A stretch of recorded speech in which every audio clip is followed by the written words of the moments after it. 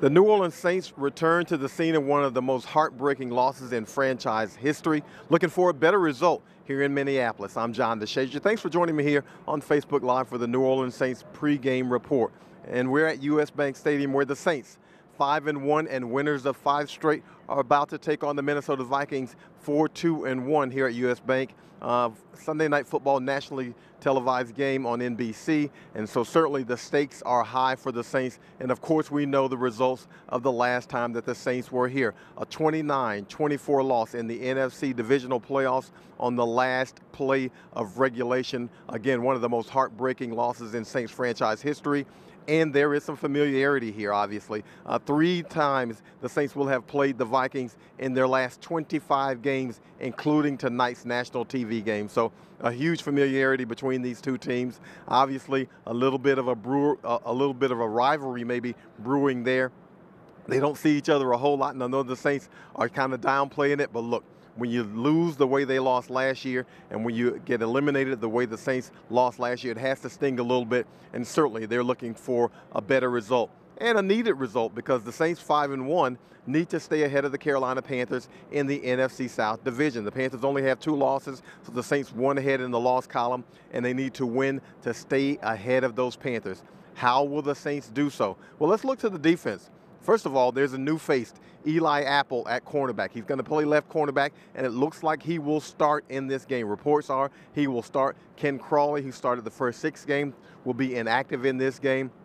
Eli Apple acquired on Tuesday in a trade with the New York Giants for a 4th and 7th round draft pick. Looks like he's going to be in that starting lineup. Only joined practice on Wednesday, and hopefully he was able to pick everything up really quickly because the Saints are going to need him in that secondary. They were looking for a cornerback to pair with Marshawn Lattimore, last year's NFL Defensive Rookie of the Year, and certainly you're going to need that kind of coverage here against these Vikings because they are potent offensively, especially in the passing game. Kirk Cousins, the quarterback, completing 70% of his passes, 14 touchdowns, only 3 interceptions. He's throwing it to Adam Thielen, 67 catches, 822 yards, 5 touchdowns. And oh, by the way, Thielen has opened this season with 7 consecutive 100-yard receiving games. That's an NFL record. And also Stephon Diggs, the guy who applied the knockout punch in that playoff loss. So the Vikings really potent on offense, and the Saints hopefully believe they have the remedy on defense with Eli Apple along with Marshawn Lattimore, and then you've got P.J. Williams, cornerback,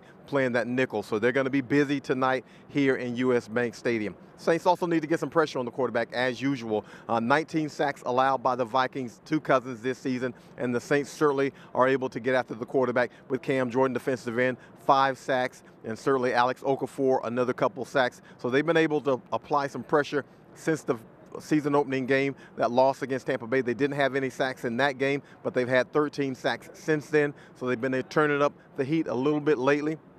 Hopefully they'll be able to do so again here at US Bank Stadium. Offensively, we flip over, and you know everything with the Saints offense. It begins with Drew Brees, completing 77% of his passes. No interceptions in 220 attempts so far this season. Has not thrown an interception in 7 consecutive games. That's a personal best dating back to last season. So Drew Brees, and a legitimate MVP candidate. And we know Drew Brees has not been named NFL Most Valuable Player in his illustrious career. One of the few honors he has not received, but certainly seems deserving to be in that conversation right now with the Saints offense. A thing to look out for offensively, Michael Thomas, receiver, going against Xavier Rhodes, cornerback for the Vikings. That's going to be a great scrap between those two. They had at one another in that NFC divisional playoff game. Michael Thomas comes out with 7 catches for 85 yards and a couple touchdowns. Michael Thomas unafraid of any one-on-one coverage, so it'll be interesting to note that matchup. It will be something to watch. Also in the passing game, the screen pass is always something that's big for the Saints with Alvin Kamara and Mark Ingram. But another thing to watch, the Saints have been running it extremely effectively, probably averaging around 30 attempts per game, and they've been wearing teams out as it goes down the stretch. They've been able to eat up clock and to pound away and to maybe break a long run or break some significant gains down the stretch. That's what the Saints have been able to do so far this season. They'll have a task on hand to do it against the Vikings because the Vikings will add back to their defensive lineup today defensive end Everson Griffin. He is phenomenal. He's been out for about 5 weeks, and they bring him to the pass rush that features Danielle Hunter, former LSU player. Already has 7.5 sacks, and he's been phenomenal this season. So they will come after Drew Brees with that pass rush, and they'll be looking to apply the pressure that Drew Brees has been able to deal with effectively this entire season. So huge matchup for the Saints. They're division leaders right now. Obviously, the Vikings division leaders, and one of these two teams is going to come out with a loss. Obviously, it slides them back a little bit. But again, the Saints will remain in first place. It's just a matter of whether or not they will share that perch with the Carolina Panthers, or will they occupy it themselves solely. Now, Sunday Night Football, national television, again, the NBC affiliate WDSU-TV will have the game for you back home in New Orleans. Also, if you want to check it out on the radio, that's WWL 870 AM. That's Zach Streif on the play-by-play, Deuce McAllister on the color. Listen to those guys if you want to turn down that volume and listen to it on the radio. And certainly you can join us on the New Orleans Saints website.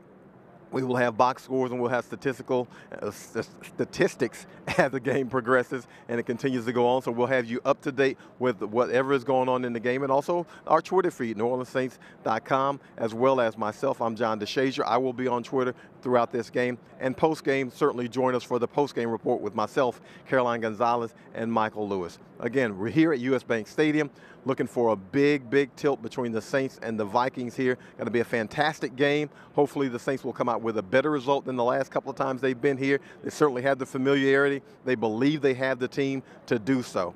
I'm John DeShazier. Go Saints.